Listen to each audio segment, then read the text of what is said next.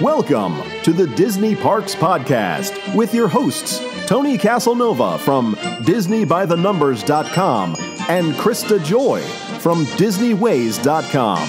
Keep your hands, arms, feet, and legs inside the podcast at all times. And get ready for the Disney Parks Podcast. Hello, everyone, and welcome to the show. We've got details for you on two contests that you can win through the Disney Parks Podcast. We're going to have two winners that will each win a $100 Disney gift card, so you'll want to be sure to stay tuned for that information. The new bungalows at the Polynesian, we've got some details for you on that, as well as Disneyland news, and our picks for things to splurge on at Disney. So it's going to be a great show. Tony's going to kick it off with a fun announcement. Go for it, Tony. Okay, let's start with our annual fun survey. I know it's a little long, but we only do this once a year, and if you do it, you have a chance to win a $100 gift card that's brought to you by April Rourke from Magic Vacation by Me, and you can visit April at facebook.com/Magical Vacation by April.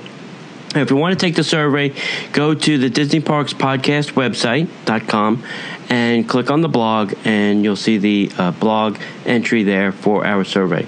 And like I said, it's not really short. It's not a short survey, but this helps us get ideas and help us plan the year for, events and things and how we produce the show and guests and all that kind of stuff. It gives us a lot of information that we can then use to help deliver a better product to you guys. So I know it's painful, but we only do it once a year. If we did it every month, I would tell you we were crazy, but we're not. Once again, I just want to remind you that the survey is brought to you by April Rourke at Magical Vacations by Me, facebook.com/Magical Vacations by April. And we want to thank you, April, for that gift card. On with some news.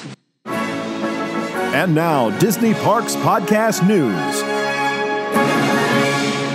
To the Disney Vacation Club Preview Center and took a look at the Poly Studios. And I have a little information that I think might interest people, maybe not. If you are interested in buying a Poly DVC, this may be helpful info to you. Current DVC members, it's currently on sale, and it started actually January 12th. If you are not a DVC member, sales will begin on February 9th, 2015. The current price is $160 a point, and then will increase to $165 a point on February 9th. So what they're really saying is DVC members, you can get it for $5 less. Non-members, you're stuck at $165 a point. Currently, there are no purchase incentives and no discounts, and I don't think they will be, because I think they're going to sell these things before they ever need to apply a discount. You need a minimum purchase of 25 points if you're adding on. So if you're a member and you want to add on some points, you have to purchase at least 25 points. If you were paying cash, you need 50 or more points. I'll say this again. 25 points if you're adding on, or if you're paying cash. If you're not, and you're going to finance, then you have to purchase 50 points. Let's see what else. First points received. Current owners adding on the advanced purchase window with a use year of June through December will receive points for the 2014 use year, February through April, and April use years receive points on 2015. The 2015 annual dues are $6.02 per point. Once you own a DVC, you have to pay a monthly annual dues based on how many points you own, and that's to maintain your resort. So this is $6.02 per point for 2015.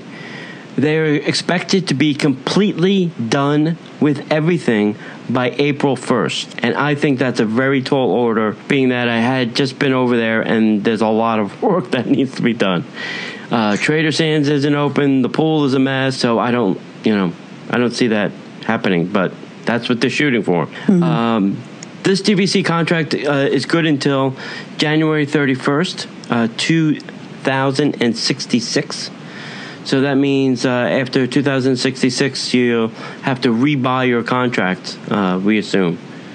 Maybe it'll be at a lesser rate. Maybe it won't be. We don't know. We'll have to find out. There are 360 deluxe studio villas at this resort. 72 will have a lake view, 288 will have standard views, and they are all connecting. And then on top of that, there's those 20 lake view 2-bedroom bungalows that will sleep up to 8.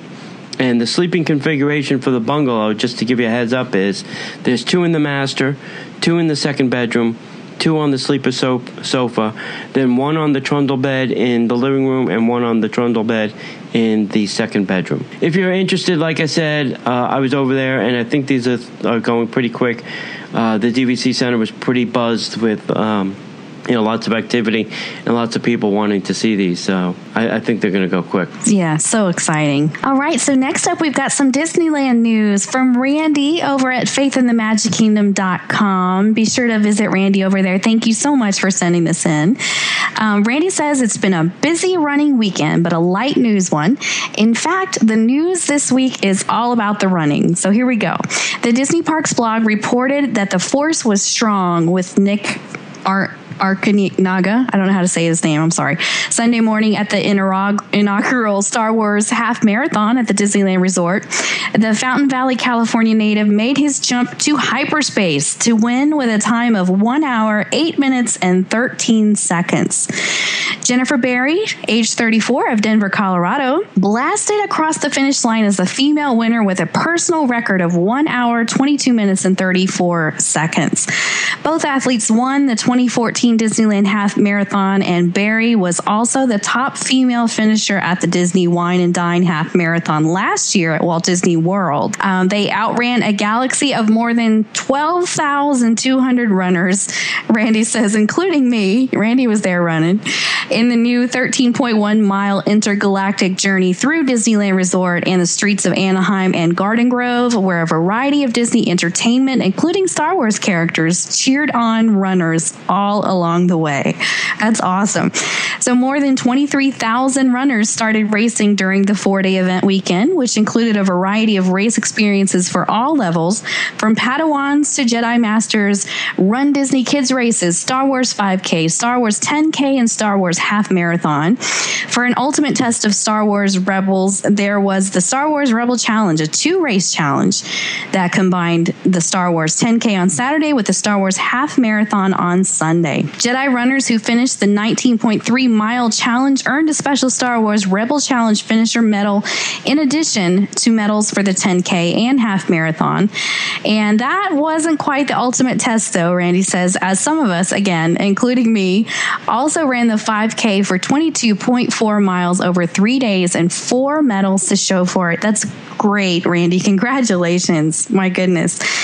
Of course, some runners had also done the WDW Goofy Challenge or Dopey Challenge the weekend before, so there was the opportunity to earn a lot of medals this weekend. Unbelievable. The big Disneyland news should start coming out in about 2 weeks, as there will be a special media event on January 28th to give us a look at what's in store for the Disneyland Resort Diamond Celebration.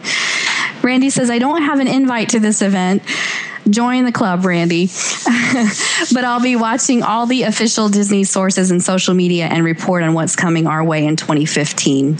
And finally, there's going to be some changes for both parades and fireworks. The Fast Pass Plus viewing areas at Magic Kingdom are changing a little bit. Now, first, currently for both the daytime as well as the nighttime parades, the viewing location will be relocated from the Central Plaza viewing area down to the Town Square viewing area, which is situated near the flagpole in the middle of Town Square. Now, beginning February 27th, the Fast Pass Plus viewing area that's located in the Rose Garden will be moved to the Main Street Plaza Garden, situated adjacent to Casey's Corner and the Plaza Restaurant. Now, these areas right now are under construction, but that's, they will no longer be at that time, obviously. These locations are available on a first-come, first-served basis, and guests will be able to choose from either side based upon availability. These changes are being done to accommodate for the construction taking place around the hub. Fast Pass Plus passes for the parades. That's how that's all gonna work in February. So, and then Tony, you have some news about a really cool item everybody can get over at the Magic Kingdom right now, right? Yes, I do. There is plenty of pictures out there on the internet. If you Google 7 Dwarf Mine Train Popcorn Bucket. This is one little beauty that it looks just like a 7 Dwarf Mine Train car, and the body of the cart actually even swings from side to side. So it's very cute. I think it should have came with batteries and should light up all the little gems on top, but that's just me. But then they'd have to charge you $35 for popcorn. Maybe it's a good thing they didn't. But anyway, it's very cute. Have you seen it in real life yet? I have not seen it in real life. I only saw I haven't either. Yeah. Yeah. But talking about the Fast Pass, I am actually this Thursday doing a Fast Pass for the Main Street Electrical Parade. So I'll be able to tell people, about the new change and cool. if it's better or not. We'll see. Next up in the news, we have the Flower and Garden Festival news, which is coming up soon. We have a list of the performances that will be at the American Corners Theater. They're now calling this something different. What's the new name for this? Flower Rocks or Rock Flowers or... let me look. I haven't heard that yet. Yeah, there's a new name for this. While Chris is looking that up, let's go through the lineup real quick. So March 6th through 8th, we have the Gin Blossoms. March 13th to the 15th, we have Pablo Cruz. March 20th to 22nd, we have In Vogue. March 27th to the 29th, we have Starship. April 3rd to the 5th, we have the orchestra starring former members of ELO. April 10th to the 12th, we have The Village People. April 17th to the 19th, we have John Cicada. April 24th to the 26th, we have The Guess Who. May 1st to the 3rd, Taylor Dane. May 8th to the 10th, we have Little River Band. And May 15th to the 17th, we have Hermits starring Peter Noon. So do we have the new name? What's the new name? Hooray! The new name is Garden Rocks Concert Series. There you go. I don't know what was wrong with Flower Power Concert Series, but I guess we're changing it up. Yeah, well, I think it's, you know why? Because these bands are not our typical 60s and 70s bands. John Cicada, are you kidding me? He was big in the 90s when I was in school. Taylor Dane is more of an 80s girl. So I think it's so because they mixed in some of these more modern bands, which is awesome. That's great. I love it. And these are less of the cover band type thing than normal, right? Normally the Flower and Garden's got the cover bands and Food and Wine we get the real bands, but this seems to be the real bands. No. It's summertime. It's for Sounds Like Summer. Yes. Yeah, okay. Yeah, those that's are when the we fake get bands. Yeah. The tribute bands. No, we prefer to call them. They're fake. There's nothing tribute about them. The tribute bands are during the summer. They're not tribute bands. People that want to be that good but can't be. And Disney pays them a lot of money to do that.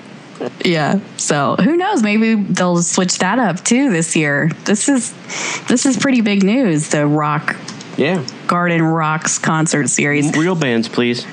Yeah. More real bands. Yeah. All right. So Tony, you got to tell me, are you excited to see the Cinderella live action feature when it comes out this spring? No. Okay. I didn't think so. Well, I'm not sure. I've heard.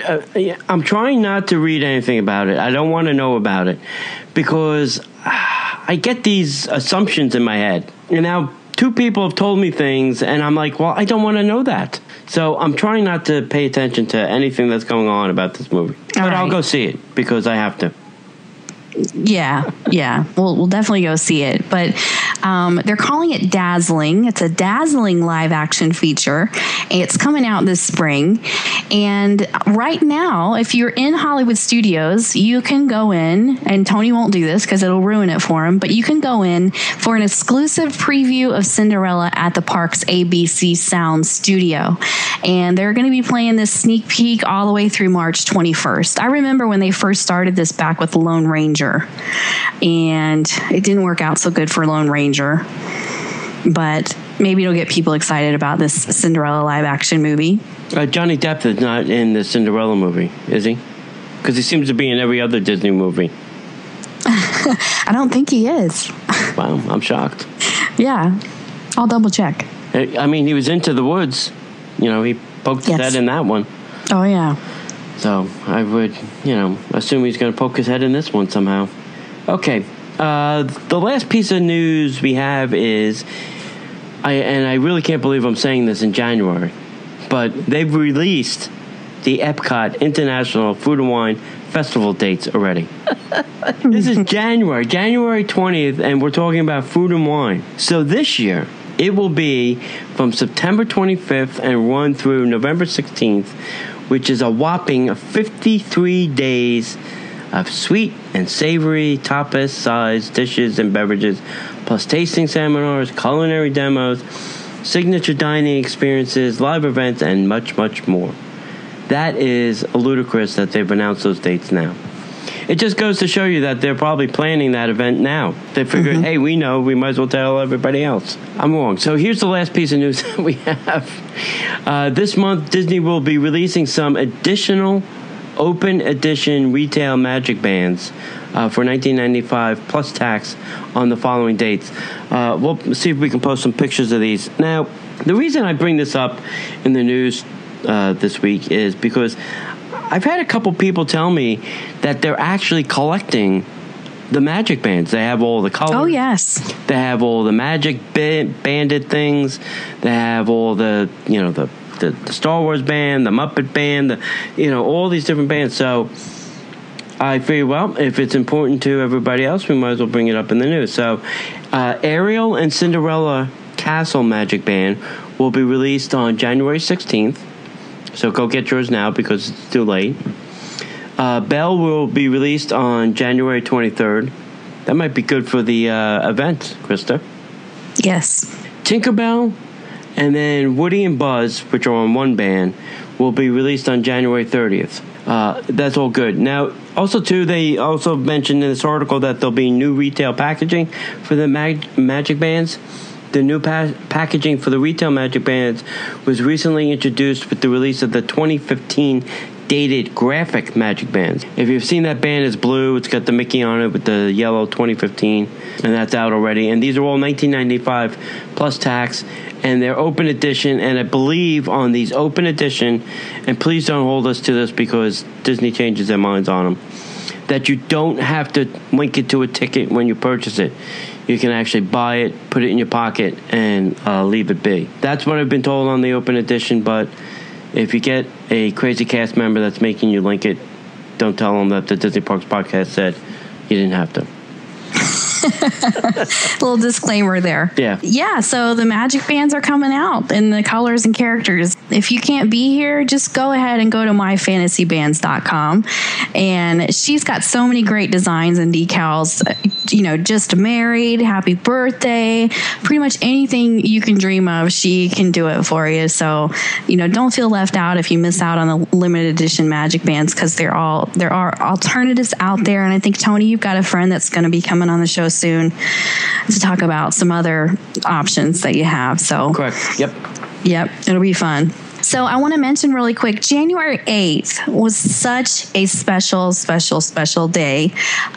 We got together with some friends, and Mr. Ron Schneider, who is the original Dreamfinder. We're very blessed that he lives right here in town. And a friend of mine and me had an idea to just have a night to honor him. And we got some people together and had a wonderful dinner at the Garden Grill. Everybody got to sit and talk and eat with Dreamfinder and hear all of his wonderful stories and jokes. And it was a blast. We had a great time at the Garden Grill, and then we all caravanned over to the Imagination attraction. Rode through the Imagination attraction with the original Dreamfinder, which is cool in itself. As we exited the ride and started walking towards the gift shop, it was almost like this low rumble went around the whole pavilion because cast members started just freaking out. They were coming from everywhere. They figured out who he was, and they all wanted their picture with him. And the next thing we know, we're trying to leave, and they're like, wait, so-and-so's coming. Wait, my manager's coming. Wait, the manager's coming. And people just ran down to meet Ron and get their picture taken. It was the sweetest thing to see. The best part of my night, I think, though, was meeting my new friend Leo. And Leo happens to be a guy that just really, really loves Dreamfinder and Figment. And he brought a picture of himself with Ron back in the 80s. So here's little Leo with Ron in this picture. And he showed it to Ron. I made them kind of try to pose together again. So we kind of did like an 80s version of Leo and Ron and a today version of Leo and Ron. So it was just so fun. If you want to check out my pictures and all that stuff from the event, you can go to disneyways.com/Dreamfinder. It's all there, a full recap of our evening with lots of photos and stuff. So you can check that out. It was just such a success. It just really warmed my heart how people just, really enjoyed this event. So I would love to do some more of those. So if you guys want to write to me and tell me some people that you would love to meet, we'll see if we can arrange more of them, because it was just so special. It was such a blast. Next up, though, we have a really special event coming up in March. We've talked about this a lot on the show. The tickets are not going to be on sale for very much longer. So we want to let everybody know that Robbie Sherman is coming to Orlando Sunday, March 15th, noon to 3 p.m. We're going to meet over at Howl at the Moon on International Drive. And for the unbelievably affordable price of just $50 a person, you will get brunch as well as a cash bar that will be available. You will also get to hear Robbie sing and perform at the piano. This is going to be an amazing special night. The only way we were able to get these low ticket prices is Robbie is actually donating his time. He's paying for his own way to come out here from London. He's a busy guy. He's got a lot going on, and just very kind of him to do this for us. So we will hopefully pack the house with that low price point if you'll come out and join us for that. And now, the Disney Parks Podcast Infotainment segment.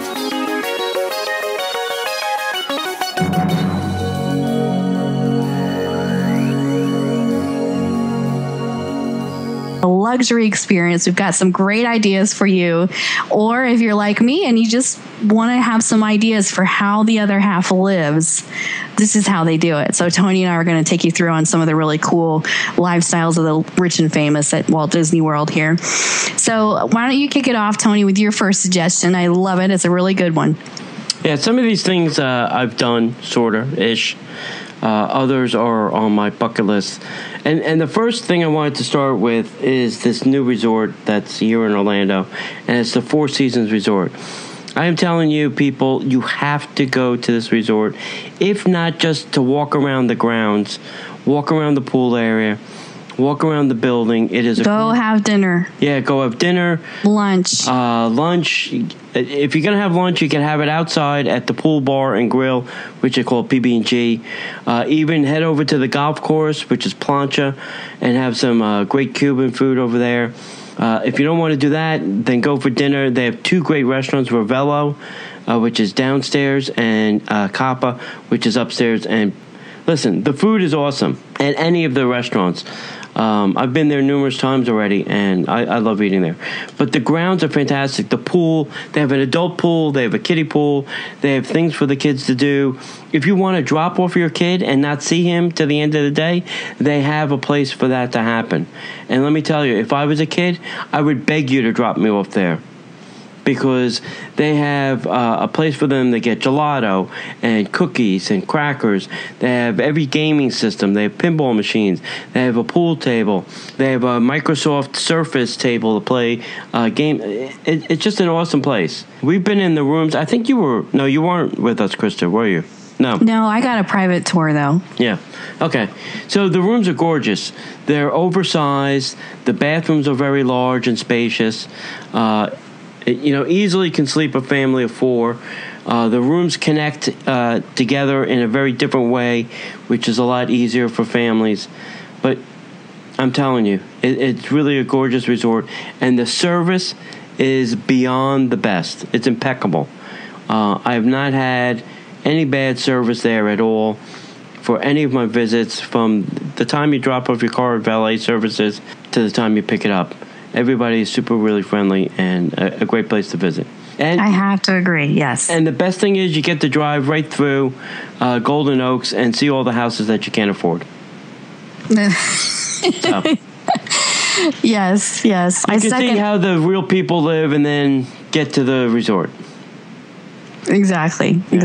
Yeah, so be sure to go back if you haven't heard our episode with Stephen Wansha, the director of food and beverage at the Four Seasons. We've got that in the archives. It's a great show where he kind of just goes over in detail everything that's available, as well as Thomas Steinhauer to kind of give you a lowdown on the resort if you want to hear more about that. Next up, I would like to mention, if you have a young daughter, something fun you can do is treat her to an afternoon at the My Disney Girls Perfectly Princess Tea Party. And this, of course, is located at the Garden View Tea Room in the Grand Floridian. You can enjoy a delightful tea service while a Disney princess visits your table, and everybody who attends, all the young guests, are each going to take home an 18-inch My Disney Girl doll. That's she's going to be dressed in a Princess Aurora gown, and that's your little memento of your afternoon. This one runs, of course, subject to change, but about $176 for children ages 3 to 11. And then if adults come, it's $90 per person for adults. So a bit of a splurge, but a very, very special, intimate experience, with a princess. Something for your memory book, right? Something you'll never, ever forget with your little girl. Yeah, that sounds like fun if you have a little princess in your midst. Let's see, next up, let's talk about VIP tours. Now, we've spoken about this probably a couple times, once with Kara Goldsboro, and I think we've even talked about it with Ramon and other people.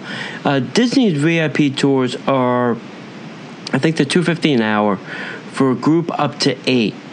And I think for a group up to 8, $250 an hour, that's not too bad if you divide it by, say 4 couples, right? That's not a bad price.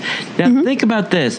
If you do it during a really crazy time of the year, it's spring break, or it's Christmas, or it's Easter, or it's some holiday that's super busy, and you want to be able to kind of have somebody lead you through the massive crowds and hordes of people that are down here, I think a VIP tour would be the best way to do it, assuming you had the extra money to spend.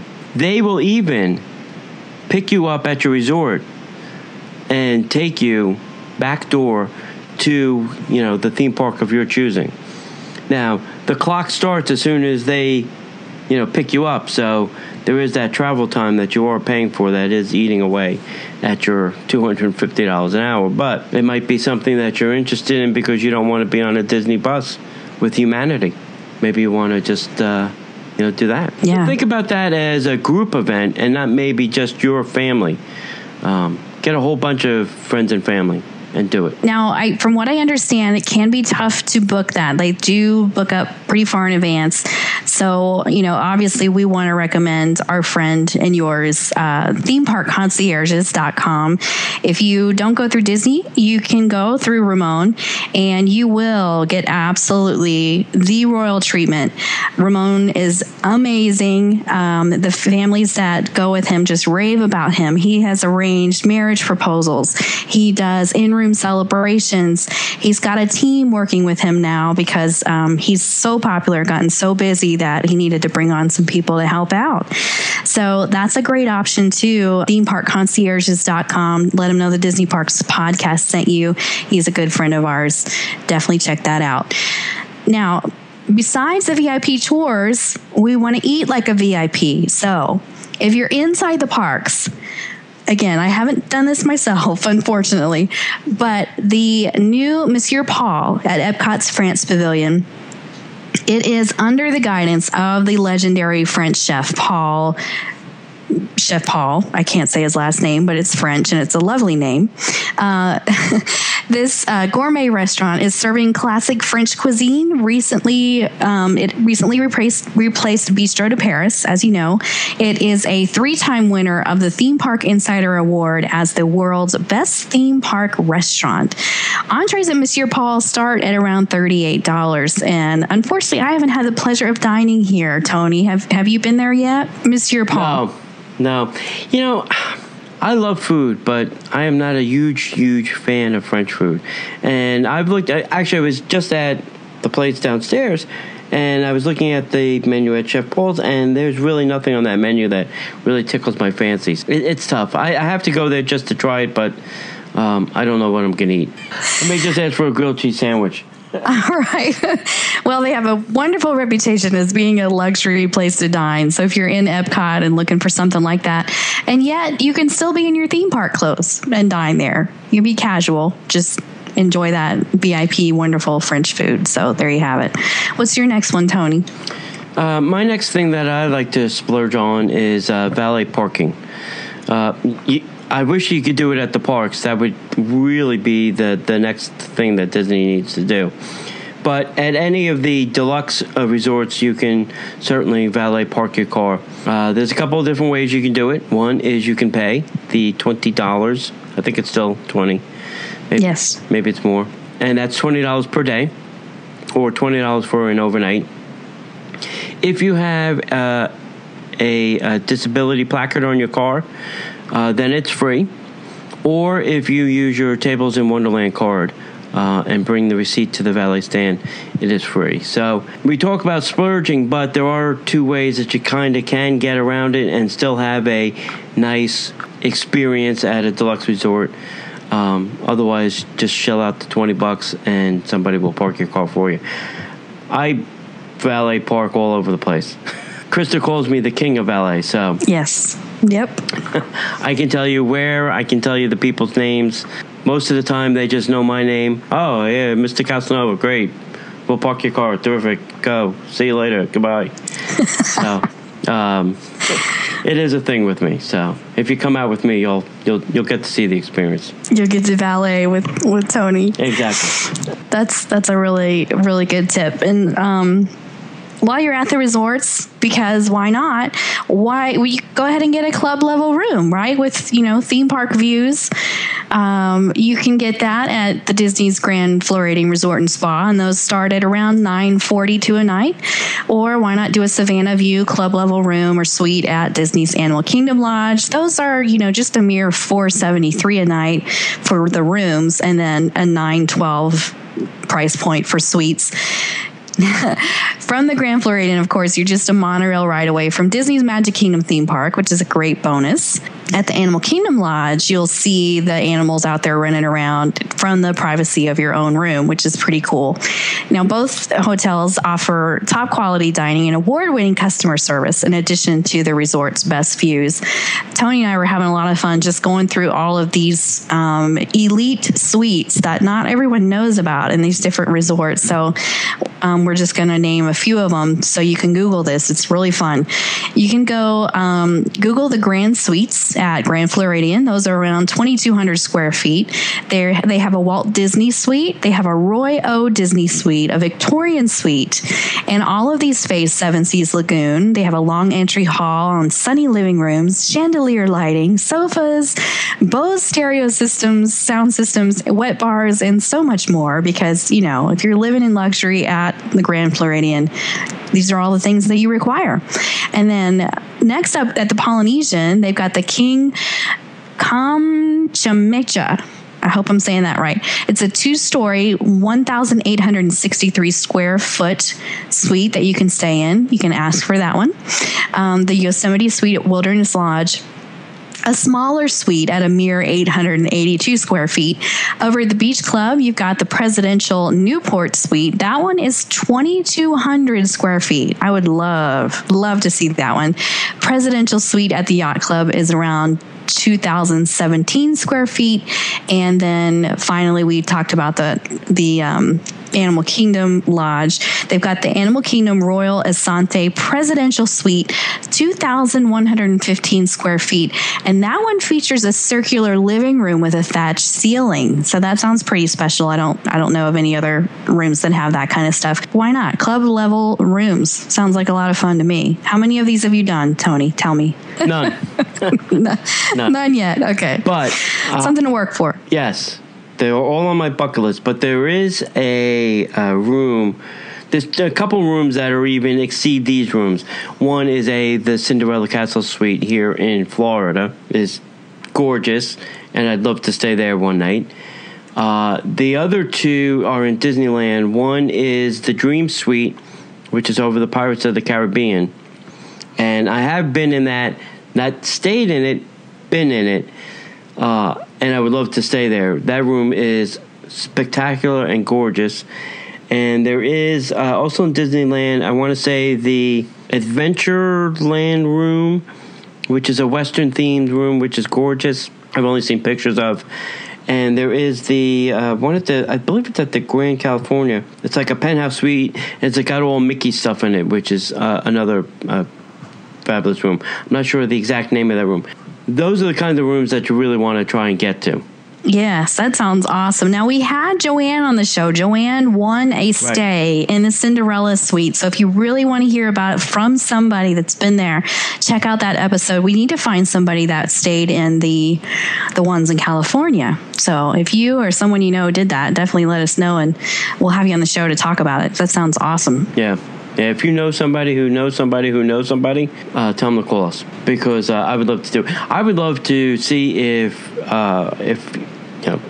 just call up the resorts and say, hey, I'm Tony. I'd like to come see your presidential suites. I don't want to stay there. I just want to take pictures. Yeah, maybe they'd let us do it. I don't know. I can't hurt to ask one of these days. Right. Okay, my favorite thing to do, if you're going to spend money, you might as well spend money eating. At least you feel like you can take some of it with you, at least for a little while. So there are a lot of signature places to eat at Disney. Almost every deluxe resort has got some kind of signature restaurant, whether it's California Grill or, Jinko or Yachtsman or Artist Point, Citrico, Victoria & Albert's. I mean, the list goes on and on and on. Just pick a place and, really treat yourself. Go and have maybe some wine with your dinner. Have the appetizer and a nice entree and a dessert. Maybe have an after dinner cocktail. And really just enjoy yourself. A lot of these places, if you tell the wait staff that you're not in a rush and you want to slow it down, they will certainly do that. Sometimes I feel that you're kind of rushed out. Just tell the server, hey, put the brakes on. We want to take our time and really, sit down, relax, and enjoy the meal. So if you need recommendations, I'll tell you, we could do a whole show probably just about dining. And probably maybe even longer than a whole show. We'll probably do a whole week of shows about dining. I've almost eaten at every place on property, quick service, sit down, or otherwise. So probably Krista's pretty close to that as well. But I don't know about that, but pretty close. Yeah, so some wonderful, wonderful options. I have to second that. Speaking of which, we need to mention Victoria & Albert's. Now, neither one of us have done this one yet, but it's said that you don't want to leave Disney without experiencing this. It's the most exclusive dinner available at the resort. The chef's table at Victoria & Albert's in the Grand Floridian is one of the only 3 5-diamond restaurants in Florida by AAA. So that's pretty special. One party per evening is seated for the 3-hour 10-course dining adventure at the chef's table. The prices start for that one at $210 a person. They also have wine pairings available for about $105 per guest additional. So that's this chef's table, like the creme de la creme. But, we had Ramon on the show, and Ramon was telling us about the Grand Floridian, not the chef's table, but the regular. And he really felt like it was worth every penny. I think he said it was like around $160 or something per person. It was a prefix menu, but so much food, and it was just a wonderful, totally worth it for the atmosphere and the experience and stuff. And then there's always Tony's favorite. At the end of the day, you can head over to Disney's Contemporary Resort for a late dinner at the California Grill, and this is of course where you can watch the Magic Kingdom's fireworks. For you have the dining room on top of the Contemporary, and it is just lovely and wonderful. And if you don't worry about booking your reservation during the fireworks, because if fireworks are later, then all you have to do is bring your receipt. Say you ate earlier at California Grill, bring your receipt, and they'll let you go up the elevator and have like a you can watch them from the exclusive area up there. So a lot of people don't know about that. Don't stress about getting your reservation right during the fireworks. It can be before, and you'll be good to go. So that's another great suggestion too. And Tony, we could probably do a whole show on California Grill, right? Because you've been there so many times. Oh yeah. One of my favorite places for food and or sushi and or fireworks and or cocktails. Yeah. We should mention too, if you are splurging on dining, our best tip for that would be don't forget to get a Tables in Wonderland card. With the Tables in Wonderland card, you get a 20% discount at most restaurants, and then they will put the 18% gratuity on there, which makes paying for it easy. All you have to do is sign, and you're done. If you want to give more than 18%, then you can just add that on as well. Let's see. I think you're next, Krista. You're next. You're going to talk about spas. Oh, yeah. I am not a spa person. I know they exist. I want to be a spa person. I know our friends the Donahues have done some spas on property. Oh, nice. We should probably have them on to talk about that. Yeah. I think they've done them at the Grand Floridian, and I think that's the premier place on property. If you're going to have your spa, I think most of the deluxe have some kind of spa place, but I think the Grand Floridian is the creme de la creme of the places to get your spa treatment. I know they do all kinds of stuff. They do couples massages, they do manis, pedis, facial massage, the whole gamut. Whatever you want, I'm sure they can dream it up and provide a price for you and have it done. Yeah, I'm sure. It sounds wonderful. I don't have any other ones on my list that I can think of right now, but I know you've got a really good one still. Yeah, the last thing on my list is there's a lot of extra recreation that you can do for a price. Some of the more interesting things are renting a boat, a pontoon boat, a little, whaler, or even if you want, you can have the Grand One yacht at the Grand Floridian take you out.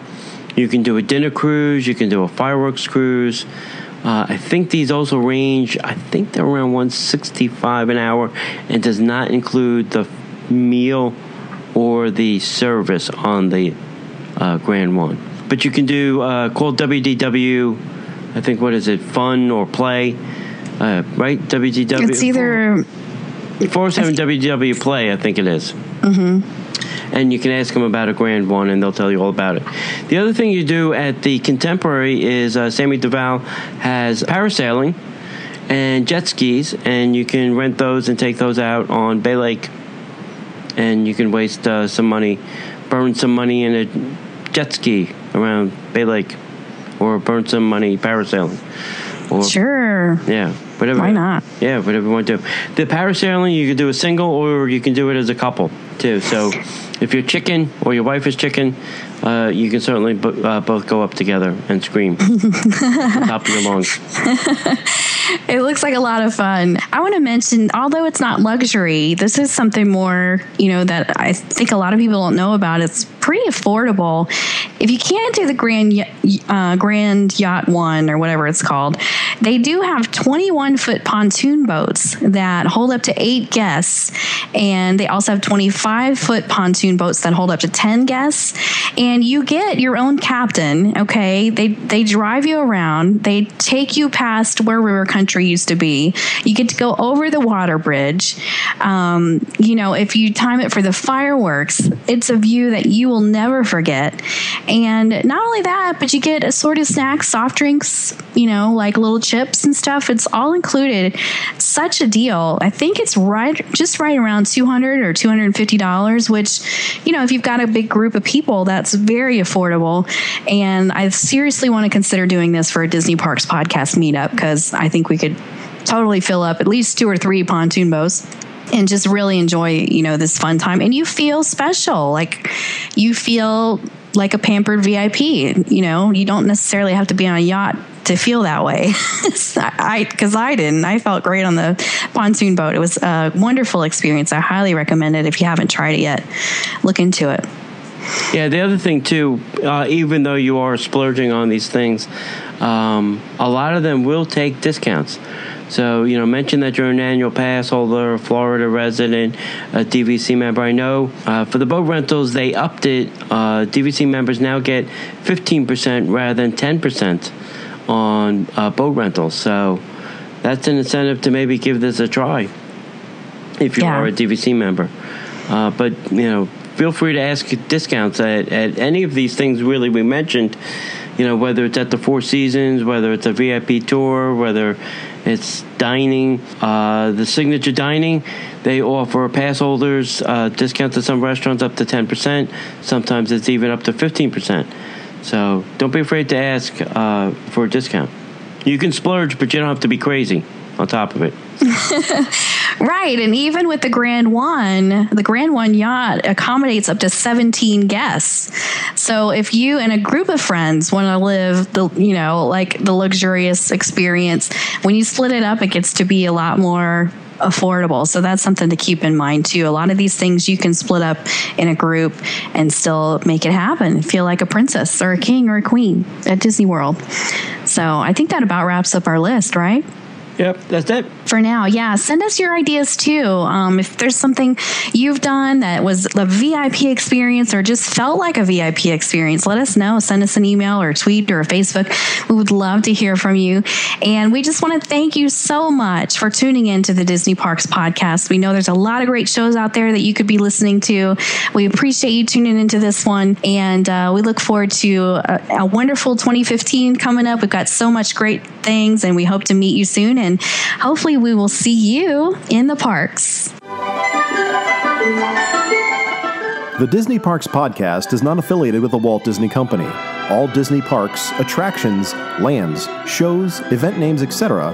are registered trademarks of the Walt Disney Company. Like a boat out of the blue, fate steps in